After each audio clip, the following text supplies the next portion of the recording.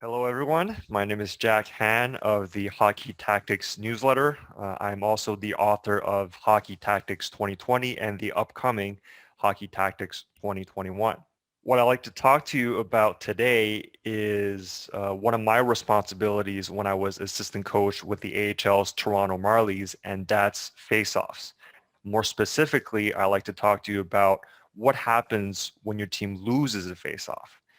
Obviously, it's a situation that can cause a lot of headaches and can cause maybe a couple of goals against every once in a while. That's really going to tip the balance of power. So my intention with this presentation is to give you a really basic yet effective framework for how your players can manage a situation when they lose a faceoff. Of course, having no plan or a poor plan after a face-off loss can lead to goals against and losses. But at the same time, face-offs are a relatively small part of the game.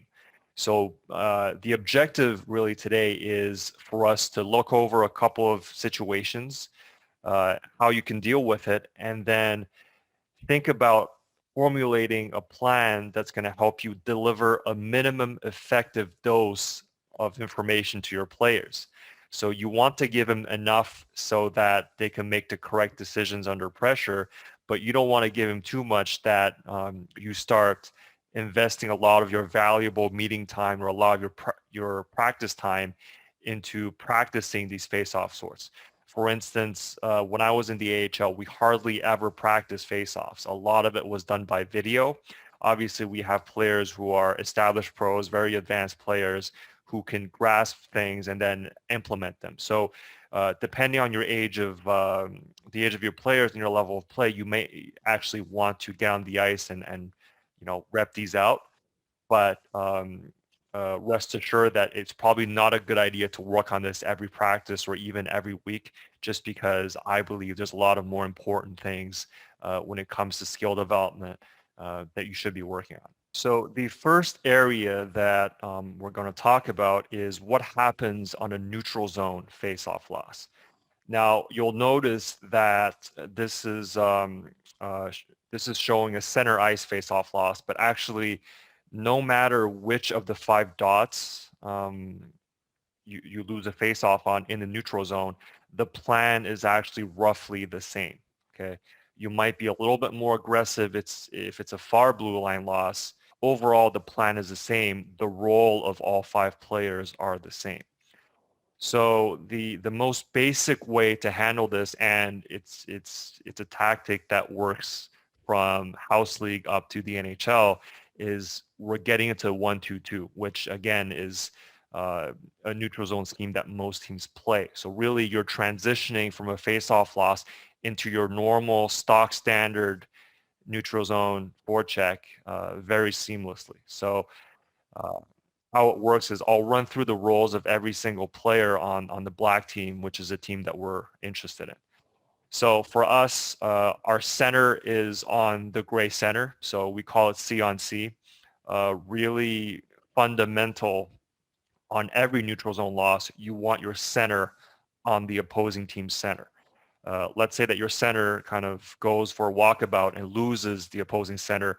That could cause a breakaway or a 2-on-1 against very quickly. So really, the first rule is center on center. Now, because we're in a 1-2-2, we only want one winger to go. So generally, that's going to be the puck side winger. So let's say the center, the opposing center, wins it back to the gray right defenseman, then our left winger, the black left winger, is going to go. So then, so far so good.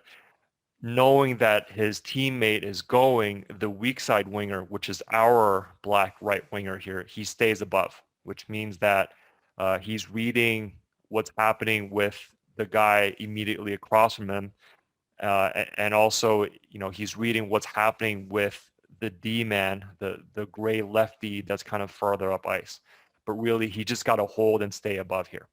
And then both these are gapping up. So our lefty is attaching to the right winger on the other side. And then our right D is expecting a dump in, and he's probably going to be first on the retrieval. So really, once again, center on center, left wing goes, right wing holds, left D gaps up, and right D is ready for a retrieval. So that's a 1-2-2. So here's how Vegas does it. And first face off of the game.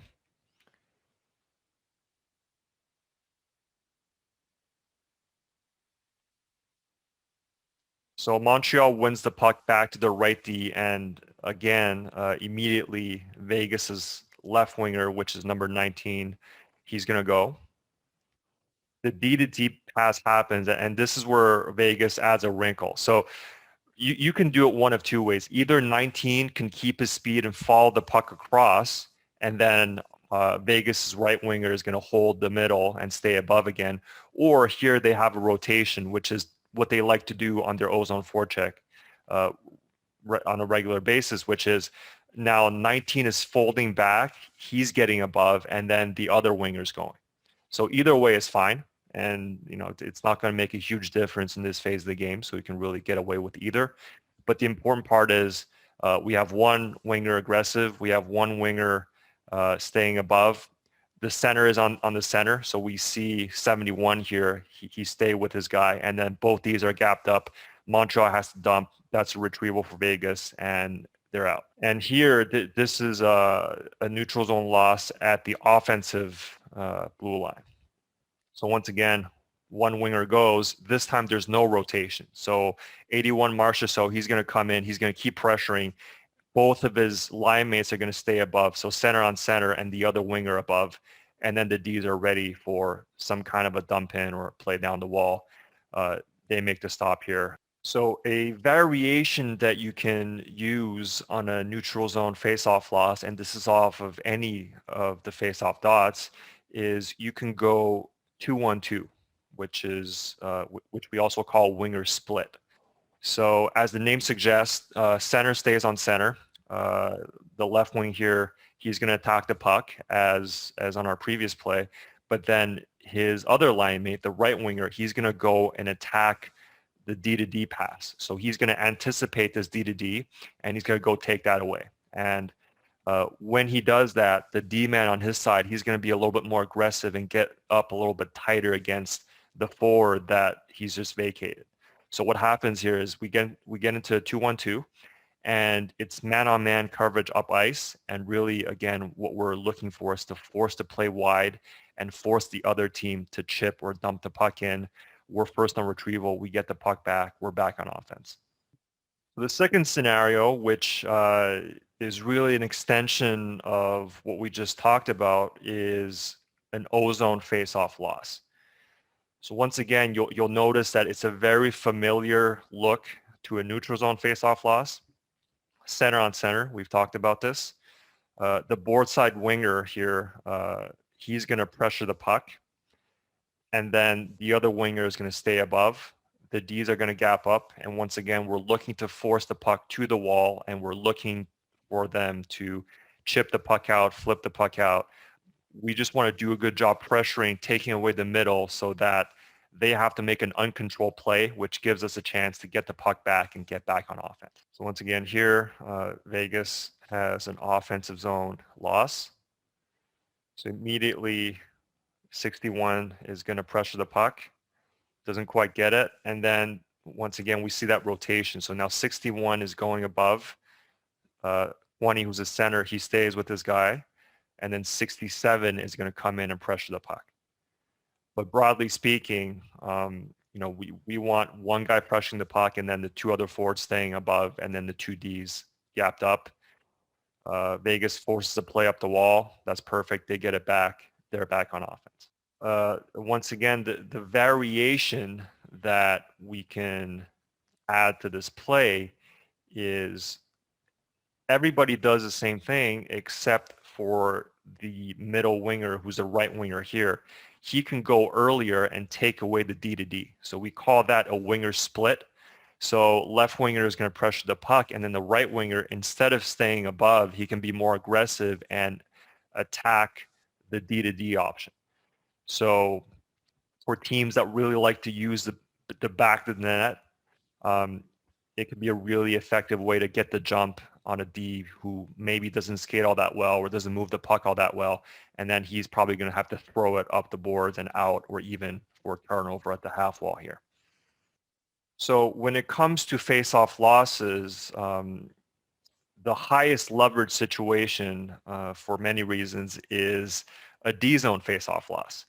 So one of my hockey mentors, Coach Peter Smith, who just retired from the McGill women's hockey team and who's won 2 gold medals with Team Canada women's at the Olympics, he liked to say that in the D zone, you don't have to win the face-off, but you just can't lose the face-off. So he's looking for a lot of kind of 50-50s, a lot of pins, a lot of tie-ups, so that at least we don't give the offensive team a chance to run a play right off the face-off. But let's say that they are able to win the face-off cleanly and run a play. What can you expect? Now, at the NHL and AHL level, most teams will have anywhere between 2 and, in some cases, 5 or even 7 face-off plays. With the Marlies, we only had 2. When we played the Belleville Senators, we were aware that they could have up to 7. And we know that they spent a lot more practice and meeting time talking about face-offs, whereas we didn't. So first, it comes having a plan on D-zone losses has to do with how well you know your opponents and how well you pre-scout them. And this can be done obviously over video, whether it's their games or your past meetings. And broadly speaking, as I said, we had 2 plays, and those 2 plays are the ones that we saw the most because you can line up the same way. So it's the under over and the over under. Very confusing because the way that I keep track of it is the first part is what the middle winger does. So in this case, it's the offensive gray team's middle winger, their left winger. He comes under, and then the second part is what their board side winger does, which is the right wing. He comes over. So over the pile, under the pile. Okay, so in this first situation here, we're going to stray from our typical center on center assignment. So what's going to happen here is, let's say that they win the faceoff back to the right point. Instead of staying center on center, we're going to ask our center to jump by and attach to this winger here who's folding under. Okay, and the reason simply is because normally we like our Ds to take care of their wingers, but there's no way that one of our Ds can come over and attach on this guy. So really, it's got to be the center's job. It's a little bit awkward. It leads to some mistakes, but that's probably the best way to do it. Your lefty here on the wall, he's going to attach to this winger coming over. So he's already man on man, so this should be a relatively straightforward sort. The middle D here, he's going to expect the center to come to the net. So he's probably 3 or 4 strides away, but he's just going to absorb this center and box him out. And then both wingers, they're going to pressure the points. So at some point, the center here might make a switch. He might hand off to the left winger, but really the left winger and the right winger, they have the easiest jobs or the simplest jobs, I would say, because all they got to do is they got to sprint to the point as quickly as possible. So some guys can do it better than others, but it's just a matter of you're drawing a straight line, you're going up. If you can cut somebody off on your way there, so maybe this left winger cuts off the opposing left winger here, that's fine. But we want the wingers to be going out to the point. So here's how Vegas does it. So once again, you see Montreal, their middle winger is coming under, and their board side winger is coming over. So the center is going to vacate. He's got to go on number 22 here. The board side D's got this guy covered. We're good. This net front D is going to absorb 14, and then the wingers, they're just sprinting up. And actually here what happens is Vegas, the Vegas winger makes a quick read, and instead of um, staying with Caulfield, which he does initially, he does the correct thing and he actually attaches on this D, which is his guy all along, and he's going to leave this Vegas center to go and cover 22 Caulfield here. So the net front D does a good job blocking out, and then he actually gets a shot block, and Vegas is back on offense on the breakout. So really well done. The second play that we're going to see frequently is the opposite of what we just saw. So we're going to look at the over-under, okay, which means the opposing middle winger is going to come over the pile, and then the opposing board side winger is going to go under the pile. So this read is actually a little bit simpler because we keep that center on center. So center on center, our lefty is going to pick up their left winger coming over the pile. And then our left winger is, once again, he's sprinting out to the point. Our right winger is sprinting out to the point. But as this left winger sprints to the point, he's going to cut off this right winger who's coming under the pile. Right. So if this right winger gets the puck, then the left winger, he can get it. He can go stick on puck where he can go and hit the guy. But he's only going to do that momentarily on his way to the point. And then eventually it's going to be this net front D's job again to handle this winger coming across here. So eventually we're going to get back into a sort of a man-on-man coverage, which is what we're looking for off of basically every face-off loss. But the sort here is really important, and the sort here is really what distinguishes the over and the over under and the under over. So here again is how Vegas does it. So 24 gets thrown out. That's fine. So Montreal is going to run the same play. So we got center on center. We got 11 coming under the pile, and then 24 should be going over the pile. And then actually Vegas does such a good job that they kind of anticipate this loss, and they jump on the 50-50 and then they win a battle, and then they're on the way out of the zone. But once again, the winger here, 61, he's going to momentarily hold up 11 as he goes to the point. 67 is going to the other point, center on center. And then Vegas, it looks really messy, but they run it to perfection, and then they're out.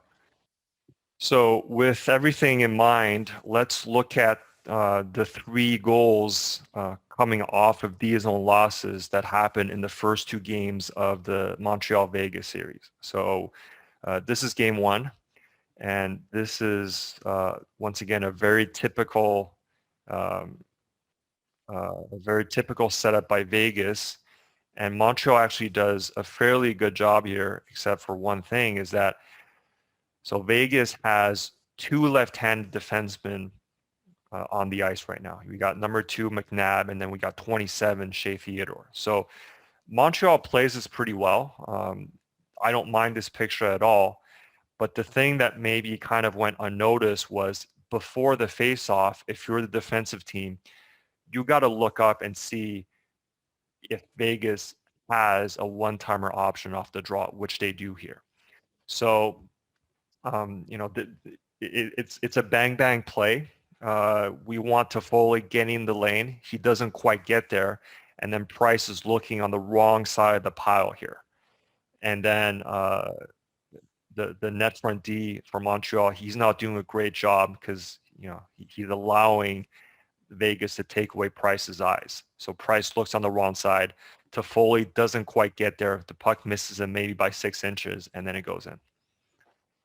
But here's another look. So once again, everybody's in their spots for Montreal. It's just a question of Toffoli being one more step over and maybe going stick on puck, and then Gustafsson pushing Stone, preferably to the left, so that Price can at least handle the short side. Because on most of these shots, you were thinking that the point shot is going to be short side because they don't want it to rim out, for free clear. So really Gustafsson fails to establish good body position. Toffoli is a little bit too far to the left. Price looks to the wrong side of the pile. And okay, so now we're in game two. Montreal's an O-zone faceoff, and Vegas unfortunately loses the D-zone faceoff for them. Montreal runs an over-under, so middle winger over the pile, board side winger under the pile to kind of create a high 3-on-2 here. And then there's a poor sort in the middle of the ice, and then Toffoli scores on that pop one-timer. So what happens here is initially Vegas plays this correctly. So we got center on center. And then we actually have this board side winger here. He's going to go a little bit higher. So this is kind of the first wrinkle that happens where instead of folding down and getting back to the middle here, this D is actually going to follow Caulfield up a little bit, which kind of, it's a quick read. He can possibly win the puck back there. So I understand what he's doing. So now, number 3 here, he's in a really uncomfortable spot. He's looking to get back down. And then we have the net front D is fine. He's actually on the center now. There's been a handoff. And the thing that happens where things go wrong is here. So number 3, he's back in a comfortable spot for him. And what he's hoping is for number 10 here, who's the center, to detach from 73 and go attack Caulfield here.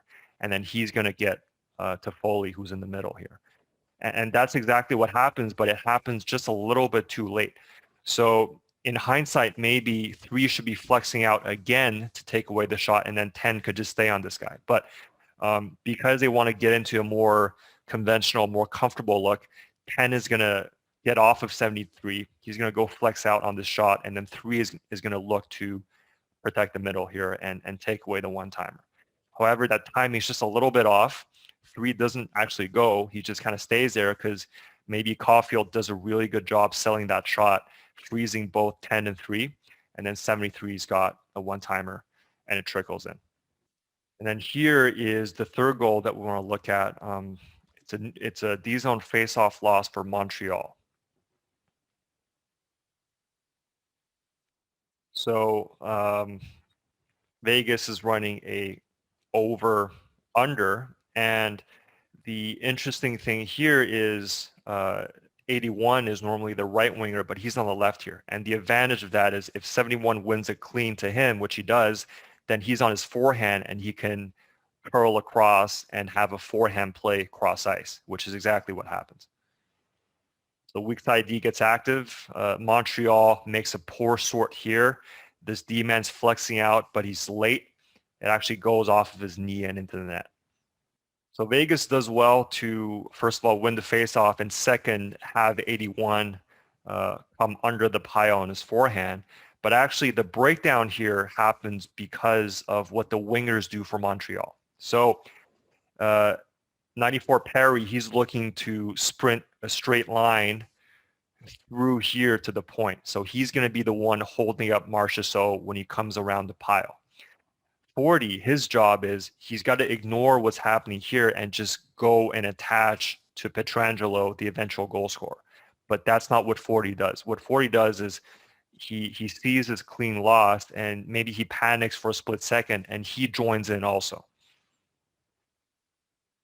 So he kind of gets bumped or picked off by 19 here, but now he's puck watching instead of being aware of what's happening with Pietrangelo on the backside. You see, he's got eyes on the puck. He's got eyes on 81, but really he's got to be looking for 7 on the back door instead of jumping into the pile.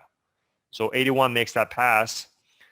40 is beat completely. So now 26, who's a defenseman, has a really uncomfortable job of he's got to cover 2-on-1 because 7, Pietrangelo, is coming down. We don't see him on the screen, but he's also got to cover 19. So 26 makes a read. He's like, I'm going to go flex out on that shot, and I'm going to hope that 14 is going to come back and tie up 19 stick. So 26 is on a full sprint, but once again, he's caught in the middle here. And no matter what he does, there's a good chance that it's going to be the wrong play, but he tries to go and block that shot. maybe it goes off his knee or something, or at least Price doesn't see the shot release, and that's a goal. So once again, to sum up, all three of those goals, they come off of, first of all, very predictable plays, whether it's an over-under or an under-over, and also they happen not necessarily because of bad luck, even though there's an element of luck involved in it, but because somewhere along the lines, the team losing the defensive zone face-off made a bad sort. So to sum up, really important for a team to have a plan on face-off loss in all three zones. Pay special attention to what your opponents are doing and what your response should be on defensive zone losses. And you know, the key really is to find the minimum effective dose so that you can do it right, but not spend too much time, whether it's meeting time or on ice practice time on this, because there's so much more to hockey. You know, one of these goals might happen once every 5 or even 10 games.